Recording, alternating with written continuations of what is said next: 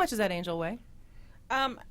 8 pounds. Not even, right? Not even. He's very skinny. He's really tiny, and he's so cute. Doesn't eat a lot.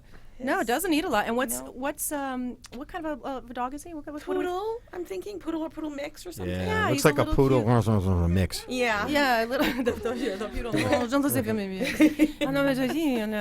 He's very, very sweet. We're looking for a foster or forever home for this darling, darling boy. He has sadly lost his owner.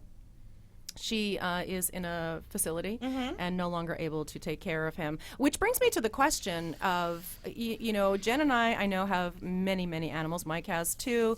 Michelle has 2 rescue dogs. You have your baby, Soren. I do. I have a Chihuahua, and I'm living with a roommate who has the cutest dog ever, but it's deaf and blind. What? Yeah. I couldn't resist.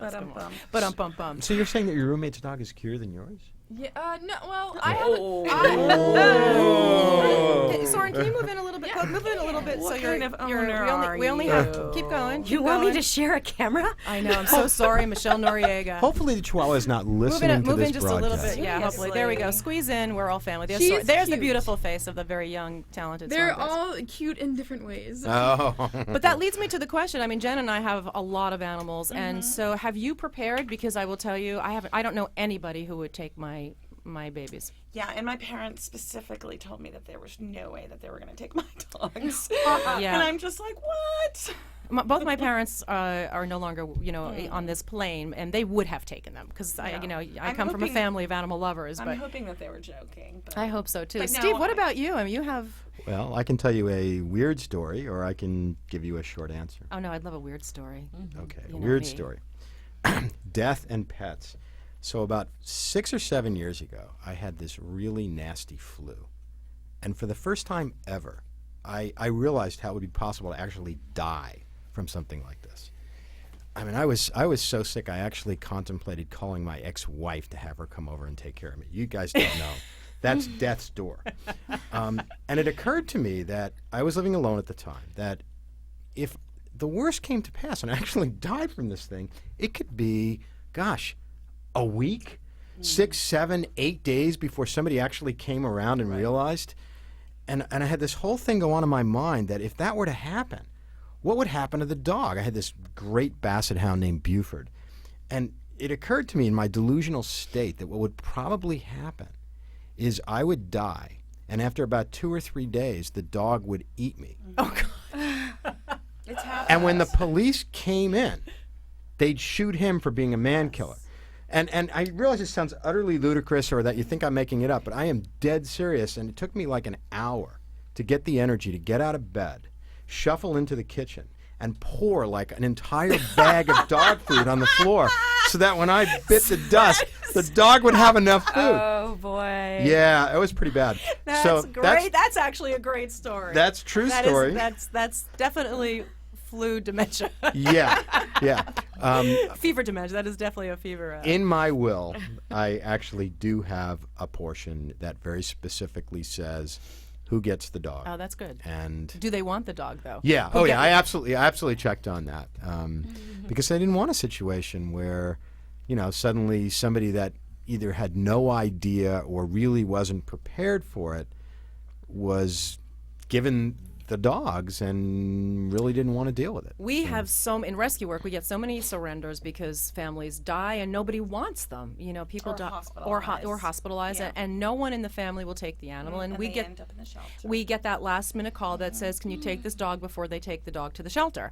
And 99% what of the time, kills me, no pun intended. no I pun get it. intended, no play on words, is why is the family giving away the dog? I mean, this is the last thing that they have. Yeah, the Yeah. reminder of connection. your loved I one. mean, there's Your so many mother or reasons. father or something, or that. Well, in my case, when my dad passed away, he had a dog, and everything just kind of went to the wind, and I couldn't take it. My sister couldn't take it, so Yeah. and so he had to go elsewhere. Yeah, it happens. As long as it's taken care of. Well, and yeah, not just like we didn't just go fly be free, or here's the shelter. No, Well, I also made sure that there was some money available for. That's huge. I mean, That's that makes a 'cause big help. It is. It is. Now, not everybody can do that, Right. but at the very least, it's a good I idea. actually have a very, very close friend who lives in Atlanta, Georgia now, and she is a little bit older and frail, and she has a lot of rescue dogs, probably as many as I do. And she has taken out a very small life insurance policy. Very small. It's, I don't know, $10 a month for her. And she has, you know, made arrangements in her, you know, paperwork that it would come to me so that I would oversee the dogs. Yeah. Wow, yeah, so that's good. Yeah. And I mean, then- a lot of people don't even have wills. I mean, you know, the thought of your own mortality is a tough topic, and most people just don't want to deal with it. Yeah, I'm living forever, so I don't know what everybody's problem is here. So. There you He go. found the fountain of youth. Well, I don't know about that. Barbecue. I don't know Not about about Fountain of you. Youth, but if he, if it, you know, but if he's got a little Lestat in him, what I got you know, something. I don't know if it's the youth because I'd still have my hair, but you know, other than no, that. no youth. I find it really daunting because suddenly I have more dogs than I ever thought I would have in my care. And actually, recently, someone reached out to our organization. It's a guy that I know fairly well, and he recently reached out because his partner is failing, and he realized he didn't know what was going to happen to their 2 dogs. And he said, "If I make, will you take my dogs?" And I said, "Well, of course, we will take your dogs." And so he's, making the provision so that when we, if something happens, as an organization, we can take them. He trusts me to foster them and rehome them in an appropriate manner. And of course, we give him our word that we will do so. Mike will have 2 more dogs, in his bathroom. Well, not but in my apartment. But when he called me, I realized that I really need to think long and hard. I don't have a mortality thing. I think every day is an absolute gift. I live every day like that because you never know. I've had like many people, you have far too many people that, aren't with you for very long. So my dogs, though, I don't know what to do about my dogs. I don't know anybody who would take all those dogs. I'll take George. Thank maybe- you. maybe- You know what? Would you take George now? let's You knew get where him- that was going to Let's lead. get him acclimated now. No, I love George. George has just had enough stress in his life. He's transitioning quite well, but thank you for that. That's 1 down. I don't want to tell you how many more to go. Steve, how about 1? Can I send 1 your way? Which one? You can pick. How about that? I would give you Maggie. I Except want Maggie, You're younger than me, but so I'll take Gracie. Say that again? You're younger than me. I didn't hear you.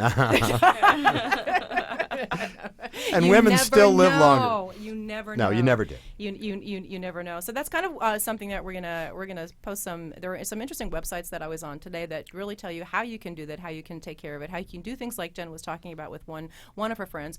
Get a small life insurance policy, put it aside for your dogs. Make sure that there's a portion of whatever you have is set aside, and make sure you're like in everything. Your wishes are spelled out. Do not send my dogs to the shelter ever. We've had owner surrenders at the very last second where they requested the dogs did not go to the shelter. They asked that one of the children place the dogs appropriately. They did not, and we were the last phone call. Thank God. And you say to them, but how could you not honor? How could you not honor that? How can you not honor somebody's heart and somebody's wishes? Right? Yeah. Well, no, I it's could always amazing explain to that, see. but that would be a whole other show and a whole lot longer topic. So. It is. So I want everybody to take a look at our snowflake once again. He's lost his human, but a darling. Look at him. He hasn't made a peep the whole time. He's a nice dog. He's a really sweet boy. So if you are, if you work in an office from home or an office that allows you to bring a dog to work with you, I can see him all snuggled up on your lap or in a bed right on top of your desk, as Penny likes to do now in my office. It's really easy, believe it or not. It's really easy to take your dog to work if you have a dog-friendly environment. It's really And not a they're big getting deal. more and more common these days. They really too, are. so. I'm really fortunate that Just put him in a drawer. Exactly. he almost fits. I know, mean, he right? almost fits in a drawer. Seriously. He almost Like fits a in a cat. Kinda. drawer. He is kind of like a cat. We have had an extraordinary month of rescue work at Love That Dog Hollywood. The past month, we have been able to place 40 dogs. We are overwhelmed by that number, and that is purely because of our biggest supporters, Hollywood Center Studio. This past month, they gave us an opportunity to hold a large adoption event, and 40 animals found new homes. That makes room in our rescue for 10 new rescues this week. So we have 10 brand new animals that have come to us. Each one of them are from a high kill shelter in Southern California. This week we pulled from the Lancaster County shelter. They are a high kill shelter. We only pull from the kill list, which means every dog that we rescued was out of time. So I want you to go to our Facebook page because tonight and tomorrow we're going to post pictures of these darling, beautiful angels. We pulled a lot of terrier mixes, a little shepherd mix, dogs that aren't too big and easy to handle and transport. So we hope you'll look at them and consider either either fostering, adopting, and if that's not an option for you, we hope that you'll consider donating. Every animal that we rescue requires a vet check. We have to pay for the dogs to come out of the shelter. We pay people to transport the dogs. It's really an enormous undertaking. I cannot tell you what it takes, the village that it takes to save just one life. And like with everything that we do as rescuers, it can be enormously expensive. But there isn't anything that we wouldn't rather be doing. I am dedicated to maintaining our number of 40 animals a month. So that's Love That Dogs Hollywood's goal for the next several months, is to maintain our number of saving 40 lives and placing them. And we hope that you will partner with us, please. You can go to our website, lovethatdoghollywood.com, or our Facebook page, Love That Dog Hollywood, and you can just donate right there. It's pretty darn easy. We make it as easy as we can. Steve Applebaum is Yes. is here, and I'm so glad that you are. We're going to talk about careers, transitions in careers. A lot of people want to work with animals, and Animal Behavioral College, at animalbehaviorcollege.com. You can go to their website. You can go to their Facebook page. Also, one of our biggest supporters, Steve and his organization, have supported so many of the rescue dogs that we have rescued, and we are so grateful for that. Thank you, Steve. You're most welcome. It's my pleasure. So trainers, you do training. You have programs for training, programs for groomers, and programs for veterinary tech assistants. Veterinary assistants, that's true. Yeah, that's so. How does it work at ABC? Is Is it easy as 1, 2, 3? It is not as easy as 1, 2, 3. Do re mi? I no, definitely not. Okay. It's certainly easy to get into the program if you are dedicated, if you're willing to work and commit yourself. But the actual task of getting through the program and becoming either a dog trainer or a groomer or a veterinary assistant, it's a good year to 18-month commitment. So we're looking for dedicated people that want to dedicate themselves to making a difference and to being involved with helping animals and the people that love them, really. Different people have different predilections. Some people are interested in health or medicine and would love to be part of a veterinary team. Veterinary assistants, certainly the way to go with that. Others have more of an artistic bent and like the hands-on experience that they'll get from becoming professional groomers. Oh, everybody! It always looks so easy. That's I not. I try to groom the rescue dogs when they come in because they look pretty awful, and I'm not sure if they look better or worse when I'm finished. It is really an art form. It is. To be a groomer. It is. I mean, you need to, not only do you need to learn the different breed cuts, but you need to know a bit about anatomy. There's a surprising amount to know, but you really can make a difference. And of course, as a trainer, you can as well, helping people with dogs that are showing the typical behavioral challenges or that just want to develop better communication skills so that they can communicate with a member of the family that, God willing, is going to be with them for 10 or 15 years. You have just been an extraordinary resource for us. How many times do you get a phone call from me when I say we're working with a dog, and I'm like, Steve, I don't even know where to begin. Yeah. And those small little tidbits, we do our rescue of the week that you were doing with us, and you really helped us with those training issues, those beginning training issues. Yeah, I mean, it's the training component's really important. In fact, it's so important that in all of our programs, we have a behavioral module. So veterinary assistants learn about behavior, groomers learn about behavior, because you're going to deal with it when you're out there in the real world applying your trade. And of course, we also have continuing education programs. We've got a course for dog walkers, people that want to become dog walkers or pet sitters, how to set up a business and do that. Now, what about your cat? My favorite. Oh, come on. We have Who knew? I knew. Who knew? This was near and dear to my heart. And I actually got a lot of resistance at the school over this. It's one of the advantages of being the president, which was on this one I did put my foot down and said, no, we definitely need to do this. We launched our cat training program in October of 2011, and we're just coming up on our 2000th student now. Wow. Yeah. Oh, my gosh. Yeah, and that's one that we're really hoping to change trends, and it takes time. But a cat program. So I have to ask you, because everybody, we're so focused on dog Right. training, dog programs, dog this. What in the world made you think that developing a cat program would work, and what kind of program did you develop? Well, first off, there are roughly 70 million dogs in this country. It's a lot of dogs. There's 95 million cats. right. So there are more cats than there are dogs. And the same thing holds true in the shelters. We Yes. primarily rescue dogs, but we also do cats, and there are many Right. many more cats in the shelters. And it was really spending a little time in the shelters that kind of sealed the deal for me. 15 or 20 years ago, when you would reach out to shelters, the mantra in the shelters was spay and neuter, spay and neuter, spay and neuter, which is a very important message. Today, the mantra is more spay, neuter, train. Spay, neuter, train. Shelters have learned or come to realize that there is a correlation between behavior and why dogs wind up sometimes in the shelter in the first place, certainly their adoptability, and certainly their return rate, the recidivism rate. So now when you go to a shelter, when you look at the dog side, you've got all these groups, that are there to outreach, to help adopt dogs, a wonderful thing, and there is a training component to that. When you go to the cat side, there's like a deafening silence on the training. And why is that? Because there's a perception on the part of many, many people that cats can't be trained. Now, a lot of that has to do with how you look at training, how you define it. If you define training as putting the animal on a leash and teaching him or her to sit or come or lay down or do some sort of trick, yeah, of course. I mean, could you do that with a cat? Sure. But you get these sort of quizzical looks like, why would you want to? I don't really have the time to be doing that. But when you look at behavior challenges, do cat owners expect to litter box train? Do they have a realistic expectation that if they're having spraying issues, they're going to be able to stop that? Do they want to teach the kitty not to scratch the furniture or to accept other animals, other cats in the house? And the answers are always a resounding yes. Can you stop the cat from scratching the furniture? Absolutely can you, not. No, I'm kidding. Right. You can. You can. You Yeah, can really. yeah. And so you must really have a good technique for that, because how many cat owners do we know, right? How do I make them stop scratching the furniture? It's just like dog training. It's not one technique. It's many techniques. It's looking at environmental factors. It could be something as simple as get a cat scratching post. A lot of people don't think of it. It could be as simple as, okay, I'm glad you got a cat scratching post. It's carpet.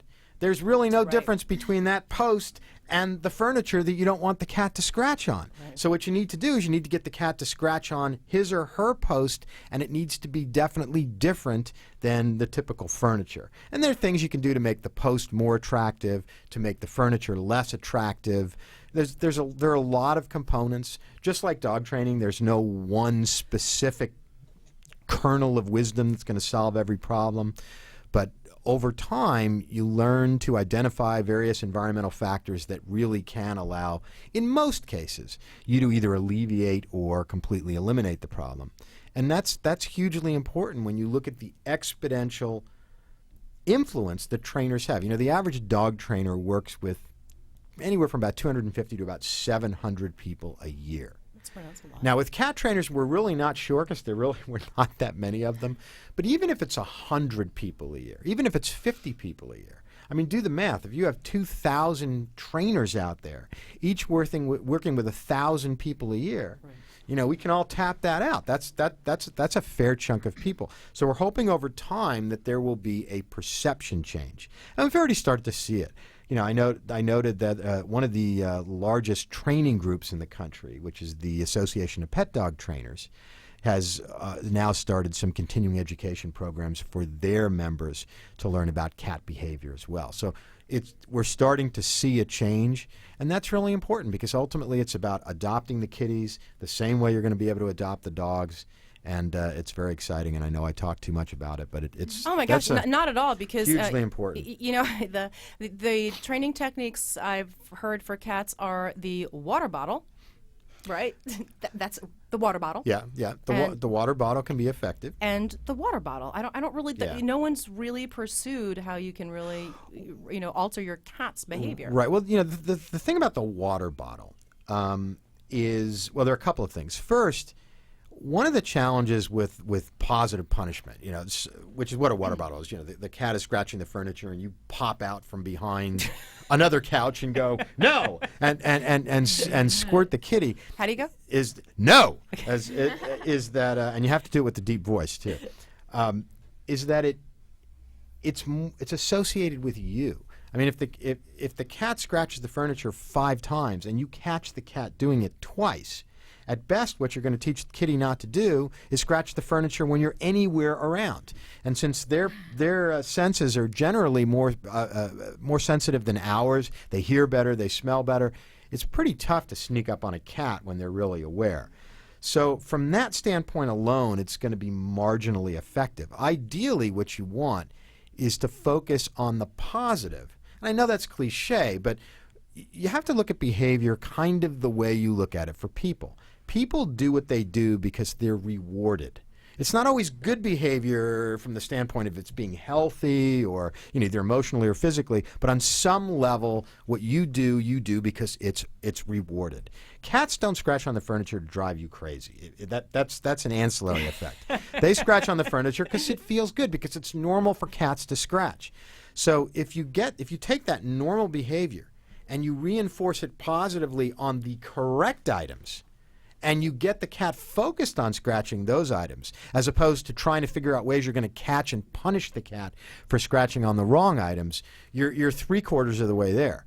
Then the key is to simply make the inappropriate items a little less pleasurable, but that's generally done in ways that don't involve you having to pop out and catch them in the act. No. So, something as simple. There's sometimes, I've had trainers that say that when they put some aluminum foil on the on the Oh, furniture, right. Oh, you've done that, Jen. they don't like Does it. work? It's just I have a friend who's it's done that. uncomfortable to Yeah. them. But if all you take away from what I just said is, the solution to stopping the cat from scratching the furniture is to cover your house in aluminum foil, good luck. Because you missed the primary point, which has nothing to do with the foil. It has to do with getting them focused on scratching in the correct area. So, I have a little anecdotal story about training cats. Oh. If Well, you, Yes. Well, please, Michelle. because I like to think I have a quasi-psychic connection with my cats. Okay. And, I tried to use cat logic because I thought cats are marking their stuff. They're trying to say, this is mine, right? They're scratching stuff. There's that, and then there's scratching the claws. That's instinct to them, right? They love wood. yeah, I mean both, absolutely. Both. And so I brought in this piece of this beautiful antique sewing machine I found by a dumpster one day. And the first thing my cat did was go up to it, start clawing it. And, I was going to yell at her, and instead I grabbed her and I put her on top of it. And I was like, this is yours, kitty. You don't have to scratch it. It's your sewing machine. Did it work? And she never scratched it again. She was like so happy it was her sewing machine. Now, did you find that you found really weird pieces of cat clothing that you couldn't figure out who it made? Well, she is allowed to scratch She's allowed to sew. She's allowed to sew. Because that last part would be worrisome to me. No, I will say she does scratch a banister on my stairwell. I allow that is the sacrificial piece. Banister. Well, yes. you know what, and that reminds me of something else. Kind of like with cats and dogs and kids. There's a certain level of live and let live that people that are really going to be happiest with their animals will attain. If you expect to have children and a house that things are never going to get broken and nothing's going to be out of place, you might want to modify those expectations, and that's the same with dogs and cats. That's why I use terms like alleviate as opposed to completely eliminate, because in most instances you're not going to totally stop the behavior. It's not going to happen. That alleviates really good. The cat thing. Do you, since you both have cats, what about how? And because it's so easy. The funny thing is I don't even have a cat right now. Well, I was. Oh, okay. Sorry, I think it's all about me. But since you have the new program, what about training your cat to use the toilet? How about that? Crazy. I've tried that. The problem is getting him to flush. That's what the dog is I'm for. His paws are serious. higher. You can teach the dog to. There used to be this product, I honestly don't know if it's still out there, where you actually had this litter box that you could set up on the toilet seat. Oh, right. Where you could teach the cat to go in the toilet. But again, if you could get him to flush, it would be way better. It was. Well, Did you, and I did that. I did. When I first took my cat in, she was actually a street cat. And I thought, you know what? This has been the one thing preventing me from getting a cat. The whole litter thing. Yeah. And I decided, okay, you know what? I'll try this. I'm a smart person. You know, I think we could do this if I focus on it. And I was halfway through the training process, and she was using it because you start cutting out the hole more and more each week or every few days. And she started having balance problems. Oh. Oh, no. And what happened No, Michelle. was she was actually impregnated when I took her in. Oh, wow. And so as I was doing, you know, and I was kind of in denial. You know, I was like, oh, she's plump. And by the time I took her to the vet, the vet says, well, if this cat's not pregnant, something's really wrong with her. So that But you did ended- try. I did try, And it was and working. we were going in that direction, definitely. But then afterwards, I kind of lost my steam. It really does require a lot of attention. It does. A lot of repetition. I'm Addie Daddio. This is Love That Dog Hollywood, and you are on the air. We have a caller. Hello. Callers. Hello, Hi. Addie Daddy. This is Victoria. How are you? Victoria, I'm well. How nice to talk to you. Welcome to our show. Yes, and so what kind of a dog do you have in there today? Do you see? I'm gonna. If you're watching our Facebook feed, you can see that we have. He's sleeping right now in Michelle Noriega's lap. He is sound asleep. He's a little. He's a poodle-ish. Poodle-ish. He's kind of a little poodle, Victoria. He is. Poodle-ish. Yeah, hold on. Aw. He's poodle-ish. He's just about 8 pounds, Victoria. He is our rescue of the week. He has lost his human. Can you see him now? Aw. He was.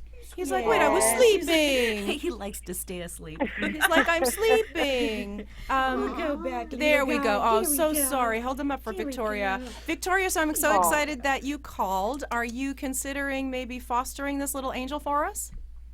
You know, I wish I did, but I have a dog, but I wanted everybody to know that you have the best dog and the Oh, kindest heart in the whole world. oh, Victoria, you're And so I sweet. hadn't talked to you in a while, so I thought I'd surprise you. This is quite well. It's quite a surprise. I'm so glad that you called in. I was really, really hopeful that you were thinking about fostering this little guy, or maybe you have a friend that might be interested. Well, you never know. Maybe my auntie, since she lost her cat, might like something small. But You know what? I'll ask. We were talking earlier in the show, Victoria, that this is the perfect dog for someone who is a little bit older and might be staying at home or spends a lot of time, just relaxing, and could keep him in his lap or close by in a little doggy bed. He's very, very sweet and easy to take care of. Well, you know what I'll do is I'll nab this picture from your Facebook Thank you. and put it on all my 6 sites, and maybe he will find a home. Well, you are And I think that's wonderful. you are so fantastic. Wait, did you say you have 6 sites or 6 sites? Okay, just You know checking. what? Maybe I should turn it into sex sites. As long as you donate 10% of your proceeds to Love That Dog Hollywood, you make it happen. And you know, for us. we are in L.A., aren't we? God, yes. We are. Thank you so much for calling in, Victoria. Yeah, you guys are hysterical. Good luck, and I'll. What is his name? Does he have a name or she? Snowflake. Nothing. Snowflake. Snowflake. I Snowflake. like that. Yeah. All right, we woke him up. Snowflake. It's We a woke perfect him up name. for Well, you listen, for have a nothing, wonderful Victoria. I'm afternoon, hanging you up the guys. phone. Great chatting with you. We'll talk Thanks soon. so much, Victoria. Great to talk to you. Apparently, she was not listening to most of the show. No, it's actually she's like, oh right, Love That Dog Hollywood's on. Let me call in now and see who's. She always knows that we have dogs in the studio for adoption. Well, Snowflake's either mellow or we're boring. I mean, Oh, he No, he loves was- the lap. I'm so sorry. Look at him. I'm so sorry. Hi, Mama. It's like, was that my mommy? No. Was that my Oh, mommy? Oh. Don't. Oh, I'm going to cry again. Oh, sorry. So Sorry. emotional over this dog. Oh, dog Jen, is, we love you. This dog's gonna find love. This dog's a lover. I'm Addie Daddio. This is Love That Dog Hollywood. We will be back with the very beautiful, the very brilliant, the amazing Soren Bryce Martin. She is playing at the Hotel Cafe this coming Saturday, May 11th. Fantastic music venue here in Los Angeles. If you are in Hollywood, you're in town, we're going to encourage you to get out and listen to her and see her. When we get back, you'll know exactly why.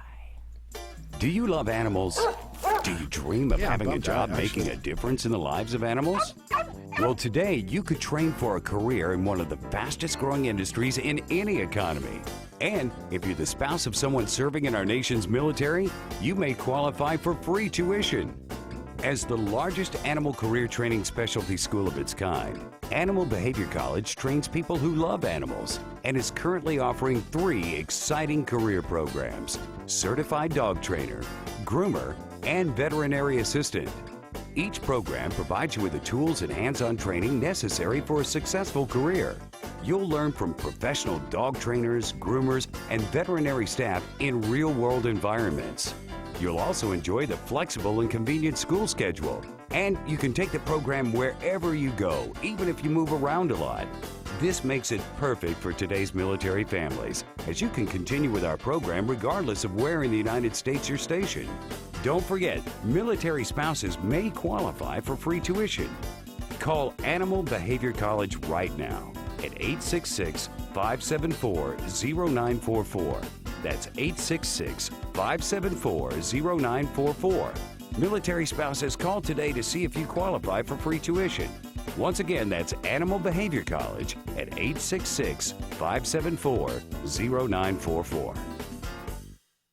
I'm Brian Patton, the Sexy Vegan, and you are listening to the sexy smart dog girl, Addie Daddio, and Love That Dog Hollywood.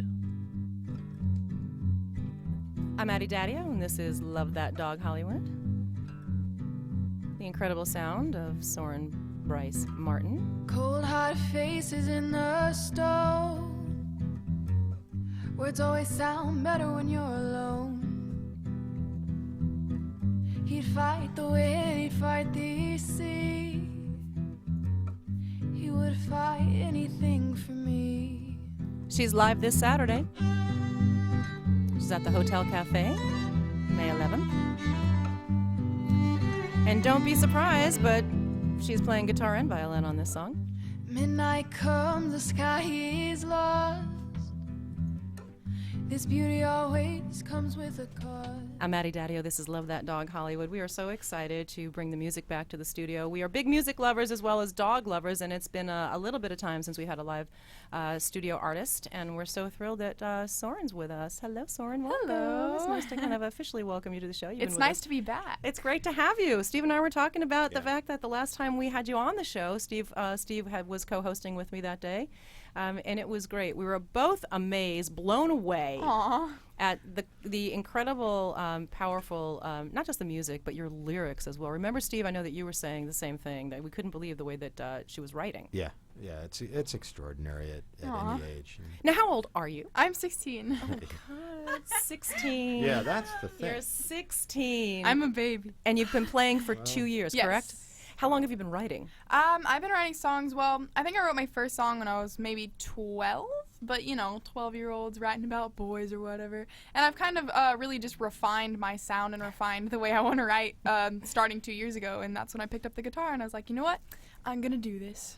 It's really incredible to all of us that your lyrics and your words are so deep. So really, I said it earlier that you're such a beautiful young woman with a beautiful young spirit, but yet when you write, you have just the wisdom and You're tapping into something my older. God. You want to hear a funny story, actually? When I was in a freshman year, I was taking this English class, and I wrote an essay, right? And I was like, man, I put everything into that essay. I thought I did really good. And then my teacher, she gives it back to me. I get a C-. She says it was too detailed. Too detailed. Yeah, she said my essay was too detailed. And I was like, man, that must mean I'm going to be a writer someday. Right. Too detailed. We love your detail. We've been playing your music for the whole show, and we're so thrilled that you're going to play live for us. Yeah, I've got a bunch of new stuff for you guys. Cannot wait to hear it. What are you going to play first? First I'm going to not write. Oh, could you Hopefully write? not You could write. write. We'd love to watch your process. I'm going to play the song called Holes, and I wrote it 2 weeks ago, so it's really new, but good. I really like it, so I wanted to bring it for you guys, and so I hope you like it. Okay, Soren Bryce Martin. This is her new song called Holes.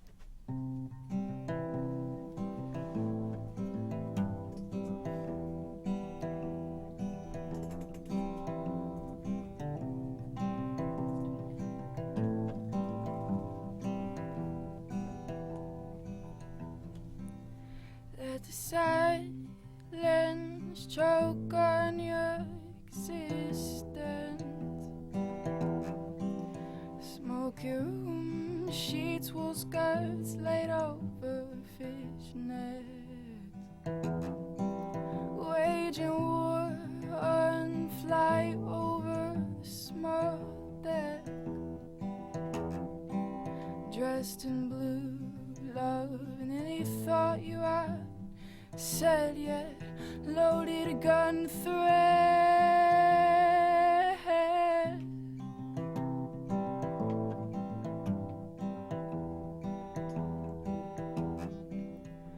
But oh, you sheltered soul, you left a hole in me, you left a mark on us all.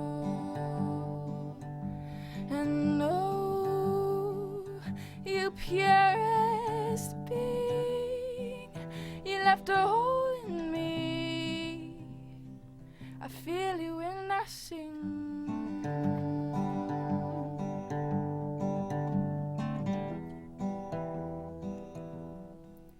Down your eyes so the lights look more appealing as you lay outside, the whole room spinning. Red to black now, someone is there kneeling, holding a knife against your throat, oh, blade chilling. You are screaming.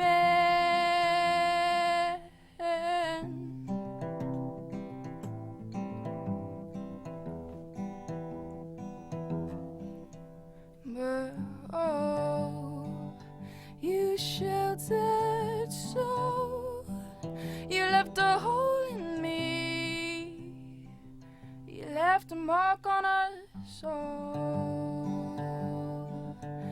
And oh, you purest being, you left a hole in me, I feel it when I sing,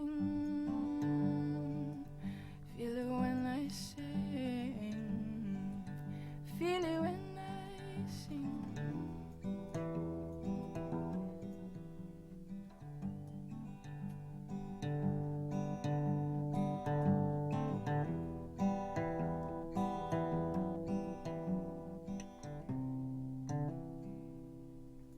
Wow. Soren Bryce Martin right here on Love That Dog Hollywood. That song is called Holes. Yeah. You left a hole in me. Oh my God, Soren. What inspired that? Jen's crying. Aw. Because she's off camera now. You can't see. Jen is sobbing. Aw. Absolutely beautiful, Soren. Thank you. So where in the world does that come from? Well, you know, I was just trying to draw on past experiences and At 16. yes. I just had to on say. all my past experiences. You know, when there's somebody in your life and you just you like them a lot, and you know, and it's not on the receiving end, you know, it's not being reciprocated. Yes, I do. And know. it's like how do you deal with that, you know? so I kind of wrote about it because I know that more people experience that, but it's one of the worst things you could go through is to not have your love reciprocated from somebody else. Oh my God! Really here. I keep saying it again, but such depth at 16 years old. So the answer to that is yes. It's very painful to not have your love reciprocated. Yes. That's why I have dogs, apparently. That's why I have writing. So Jen is sobbing. That was really beautiful. And you wrote that 2 weeks ago? Yes. So in the typical life of a songwriter, you wrote it 2 weeks ago. How many times will you tweak that song up?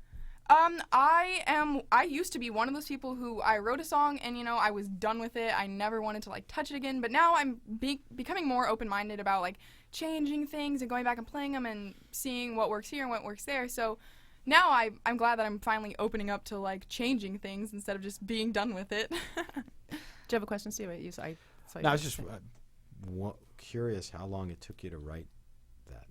This song? Yeah. Well, when I sit down to write a song, you know, I write the song in the same sitting as there are some songs where I come back to them because I don't know what else to say, but when I sit down to write a song, you know, that's me venting, and so I get it all out, and so then it's like maybe 2 or 3 hours. And you write the lyrics first and then you do the music? You know, or I'm really curious to see how people write with lyrics first because I always write music first because I feel like you have to have something to put words to. But I do write poetry and stuff, and that kind of helps the creative process. Like, they tell you to journal once a day, and I do that, and it just helps the writing keep flowing so that you don't get stopped up, you know?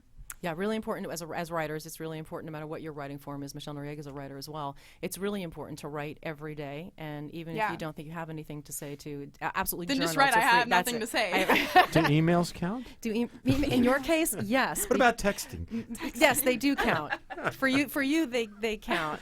What else you got in that beautiful Soren Bryce goodie bag for us? All of this stuff is really new, so I'm glad I'm playing it for you guys. So we're really glad to. I'm honored. I am so honored to have you. I'm glad you guys have We me on. love you. I was so thrilled that you had time in your world and your life to come back to the show. It's been a long time, and this is one of my favorite experiences on a radio show was with y'all, so I wanted to come back. We all love that. We love you say that, Soren. Thank you.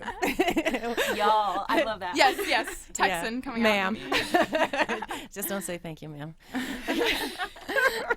What else you got? Okay, this song is called "The Ghosts That Haunt the Rivers," and it's kind of a long name, but I feel like I had to name it that because it kind of sums up everything.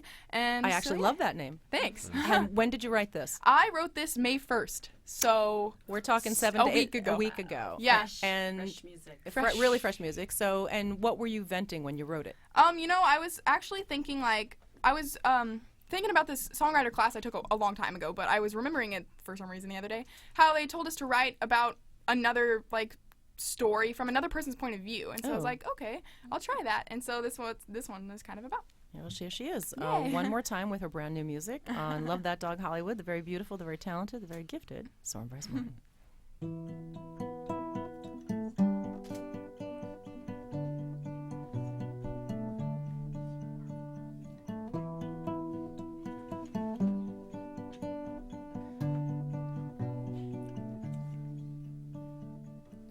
Had a fellow dressed up in a tie, on bent knee, he sang to me, offered up his pride.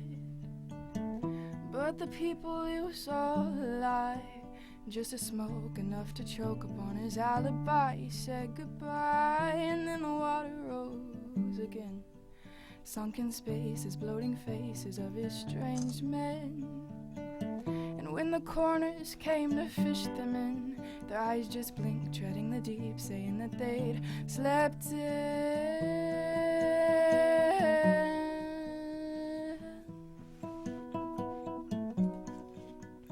But those were the ghosts that haunted the rivers, trying hard not to drown out their colors.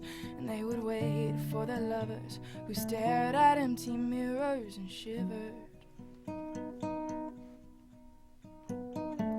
Told me I could go home again, but the sickness is a lich and grasping tight to skin.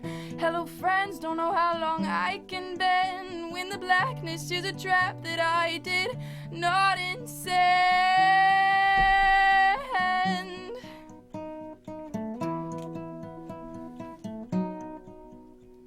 But those were the ghosts that haunted the rivers, trying hard not to drown out their colors.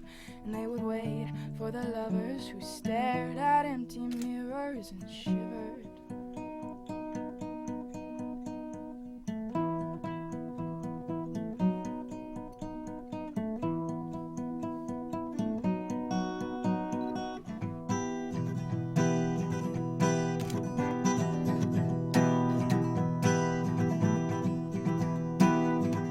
Had a plan out of this hellhole, but shaky hands don't understand that this is not my home. And he's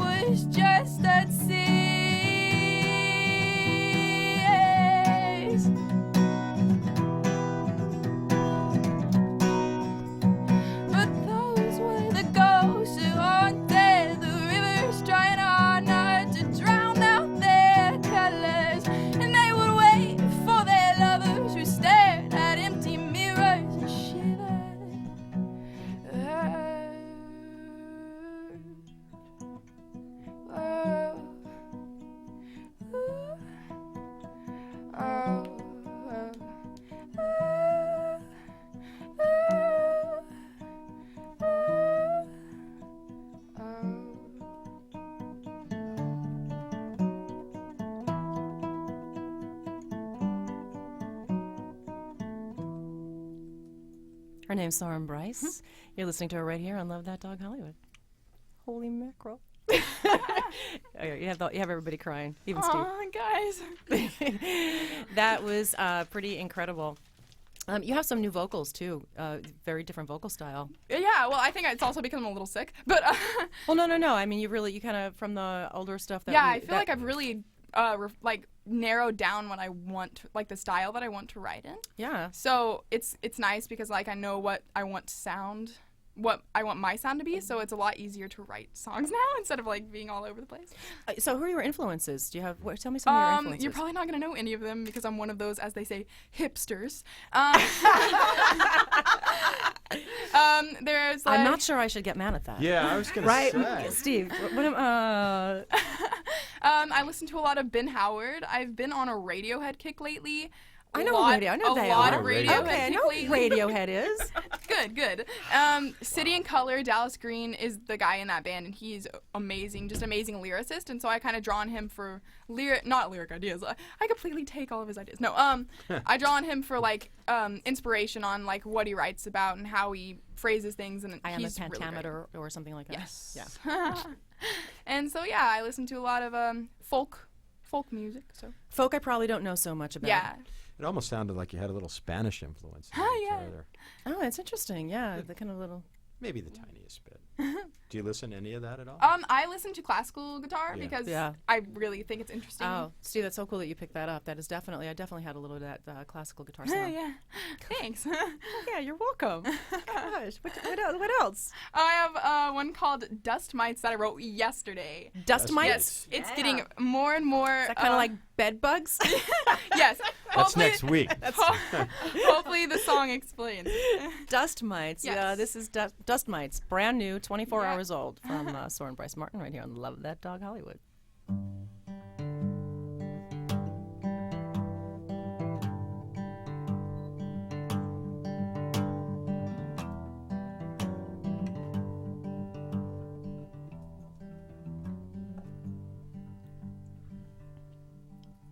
How long are you planning to be alive?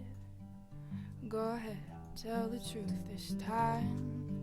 You were never my forever, you were mine. And you wasted for so long in my eyes. Oh, you're telling her to be strong when your lover's just a picture, she is gone.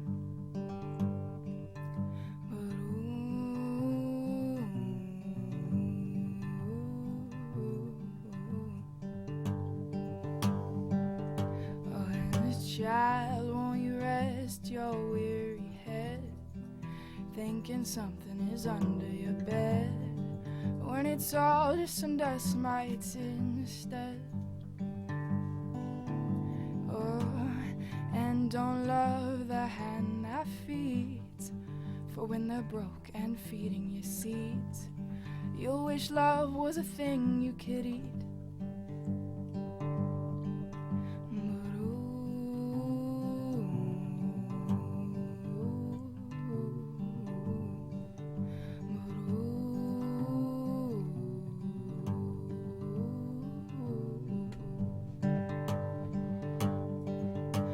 Dust mites, so they all sleep on their own time.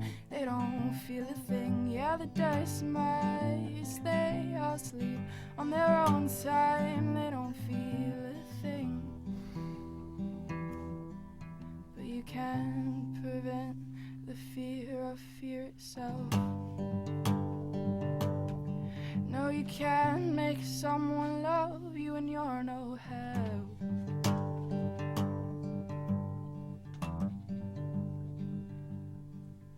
How long are you planning to tug this hook, when your magnet is what got me stuck, and the hole in my mouth causes looks? Yeah, do you plan to fix this thing? 'Cause you broke in both of my wings, and flying was what made me sing. Ooh,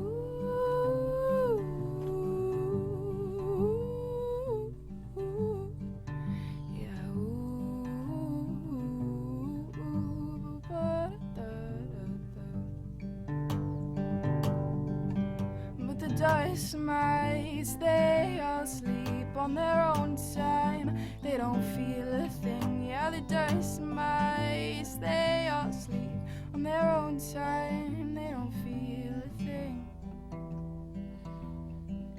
But you can prevent the fear of fear itself. No, you can make someone love you when you're no help. No, you can make someone love you when you're no help.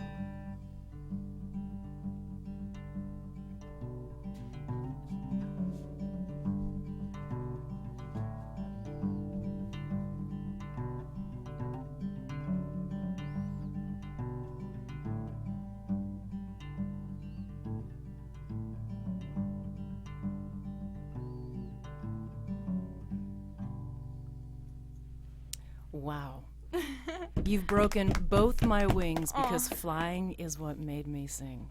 Oh my God, Soren. I'm gonna have a breakdown. Oh, don't. That is unbelievable because you can't prevent the fear of fear itself. Oh my God, those are amazing. Thank lyrics. Soren you. Bryce Martin here on Love That Dog Hollywood. What's the name of that song? Dust Mites. So where did you get that title from? I don't know. It just kind of happens. Sometimes it just happens, and it ends up in my writing. And I'm like, okay, I'm gonna name the song that. So what do you do? What do you do with? I mean, the music business today is undoubtedly in a bit of a flux. Yes. What do you do with this music? I mean, you play it, you share it, of Yeah. course. You do it in live venues, but Yeah, how do you? live venues mostly. But indie is looking like the way to go for anyone starting now. It doesn't even matter if you do indie type music. Like going the independent way is honestly the easier way, because going through a label and going through like a record company, it can get messy, you know, and you want to make sure you own the rights to your own music, you own the rights to your lyrics. And so that's kind of the way I'm trying to do it. And live venues are great because, you know, you can really, like, people can really connect with you as an artist. Right. So I always prefer to play live over play somebody like a recorded MP3 because, I don't know, I feel like I get people more that way. Of course, you can only reach so many people live, though. Yeah. Which I'm lucky to gotten this Hotel Cafe show, which is May 11th at 7 p.m. And I also, I was supposed to play at Hard Rock Cafe. Oh my gosh. But do you remember that bomb threat at the Hooters? Oh. That canceled my show. Oh, Soren, I'm so I got sorry. it, but I got it rescheduled. When is it? June 20th. Oh, that's exciting because I didn't know you were playing the Hard Rock. Well, now you do. Now I do, and Hey, we can come out to that. You have And a that's easier website. to- Where people Yeah, can find other dates that you're available. I'm on Reverb Nation, so if you just search Soren Bryce Martin on Reverb Nation, you'll be able to find my shows. I'm on YouTube. You can just do youtube.com/Soren Bryce. And then I'm also on SoundCloud, so if you want to listen to my music, you go to SoundCloud. If you want to go to YouTube, you can listen to live stuff. And if you want to go to Reverb Nation, you can find my shows. Oh my gosh. I'm all over the place. You're all over the place, and no doubt soaring to even higher places. No Soren. pun intended. Yeah, no pun intended. I'm glad I could Sorenade you all. Yes, because, oh my gosh, because you've broken both my wings because flying is what made me sing. I'm glad you like that. I'm glad Yeah. you picked up on that because I really like that line. Oh, look at me. Oh my God, that's what it's so powerful. Thank you. You know, lyrics, music is always so powerful. We talk about this all the time. We spent a lot of time with music guests in the past, and music is always so powerful. Poor Jen is, you know, I'm sorry. just sobbing, but it really touches the deepest part of us. That's why I love music. That's why I went into music, is because you can just change how somebody thinks about something. You can change the way they feel, like, in an instant, and it's great. And you know, when you don't do it in an instant, you do it over time because they don't know why that song is so catchy. They don't know why they keep remembering that phrase, but they keep going over and over and that's a over good and point. over, and it becomes like a mantra. And you know, some of it's healing, some of it's cathartic, some of that, you know, just music is. Some songs just like the music. sound of the song takes you back, and you just remember this time like in the past, and that's awesome, I think. Of course, that can also backfire because That there's does some songs that stick in your head that you don't want them to. Yes, and that's what I'm trying to write music that people won't mind. Yes, no, you're succeeding. You're doing really well, but still, somebody's gonna. I'm glad I could play my new stuff for you. No, this is I wonderful. loved it. Three new tunes. How much music are you going to have? So since you're writing songs in 24 hours and the 11th is still a few days away, Yeah, we can I anticipate.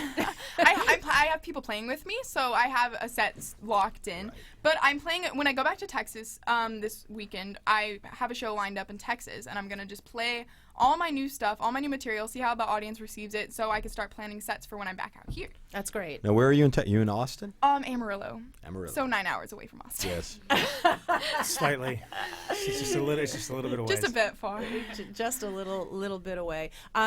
What about your peers that you work? Do you collaborate with anyone? You know, I've actually been working with a few people. I have a friend who has a studio in his house. And so it's nice to like broaden my horizons beside just acoustic music. Right. And like with him, I'm doing like electronic music, like alternative dubstep. Like you would never think that would come out of me, but it does. And it's fun to like try different genres and experiment with new instruments and stuff. It's the beauty of being an artist, is because as artists we expand beyond ourselves, and when we try other things and new things, we grow creatively. Yeah, it really helps. Even though you have your own kind of sound and the own way that your style. Yeah. Still, when you jump out into those other places, you're like, oh. But you know, I've heard that the greatest musicians can write for any genre. Yeah. And so it's nice to like expand and try different genres. So no country, Texas girl? I haven't. That's good. People they associate with me with country when I tell them. Okay, so I won this award, right? I won Best Folk Acoustic Artist. Okay. And so sometimes people associate that with country, and I feel like folk is a whole separate genre. I would have to agree with you. Yeah.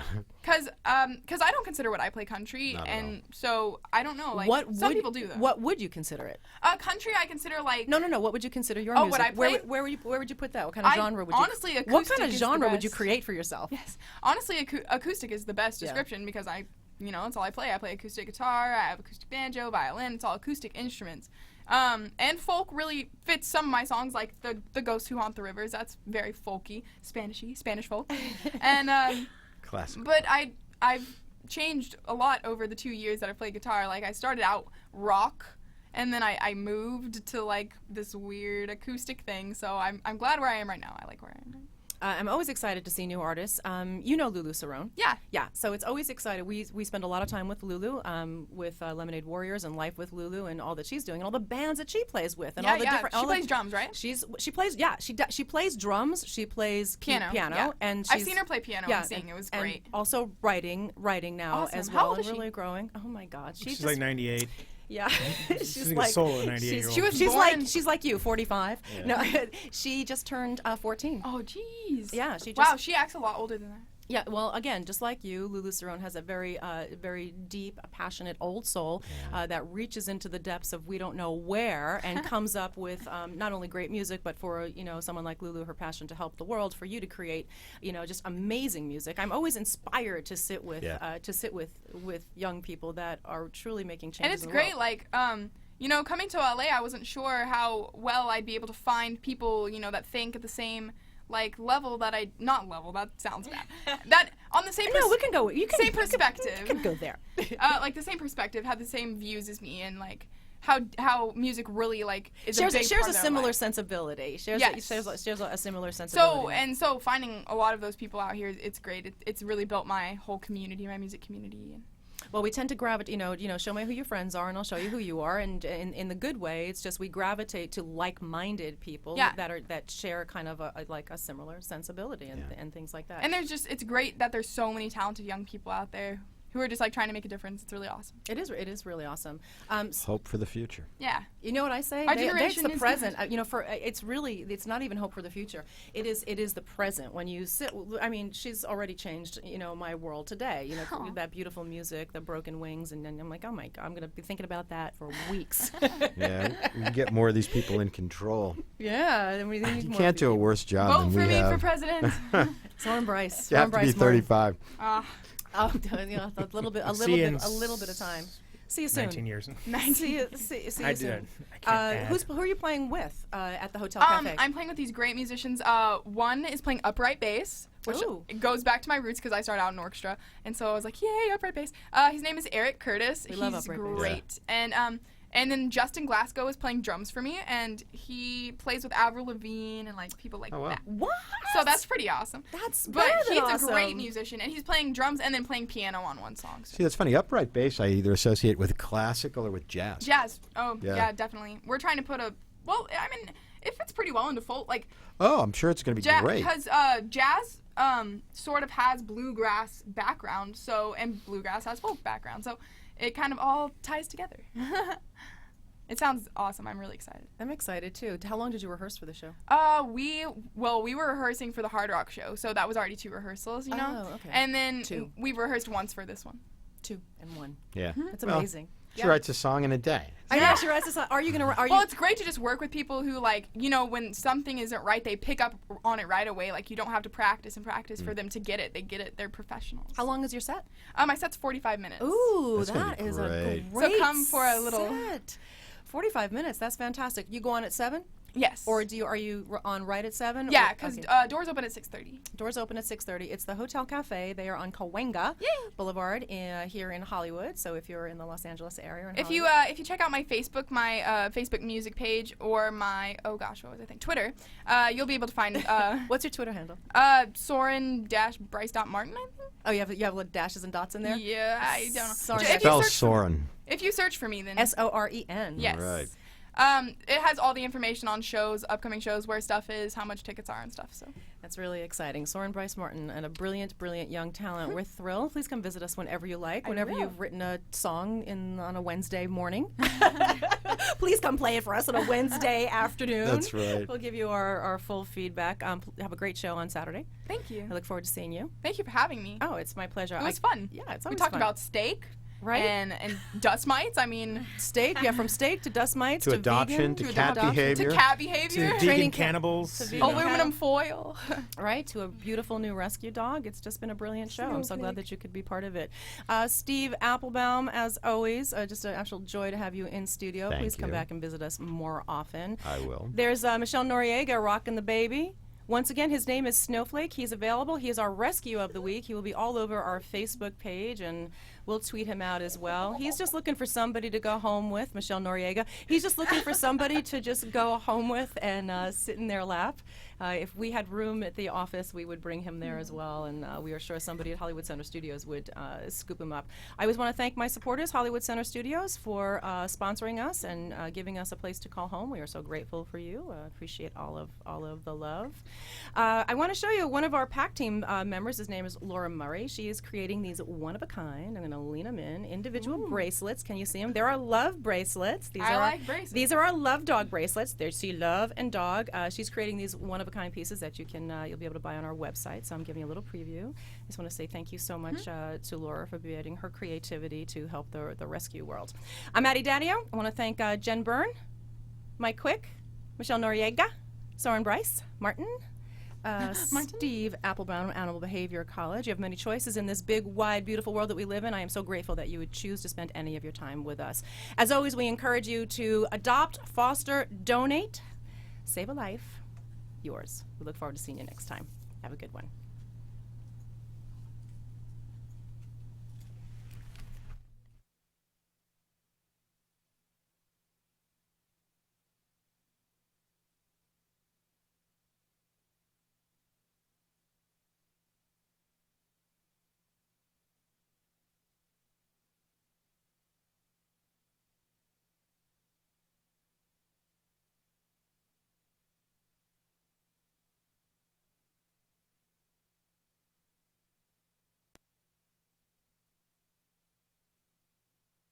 Headed to the dock to see what kids would say. They saw a boy with his hair all in his face. When they asked him why, he looked at them and sighed. Haven't cut it since my mama died, and she ain't coming back this time.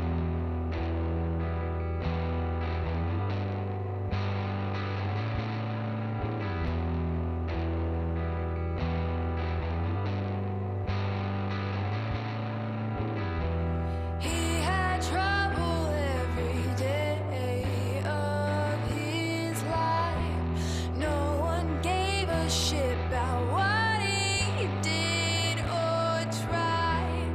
Stepdad's home but doesn't care that she's gone. That's why Charlie went and grabbed his gun.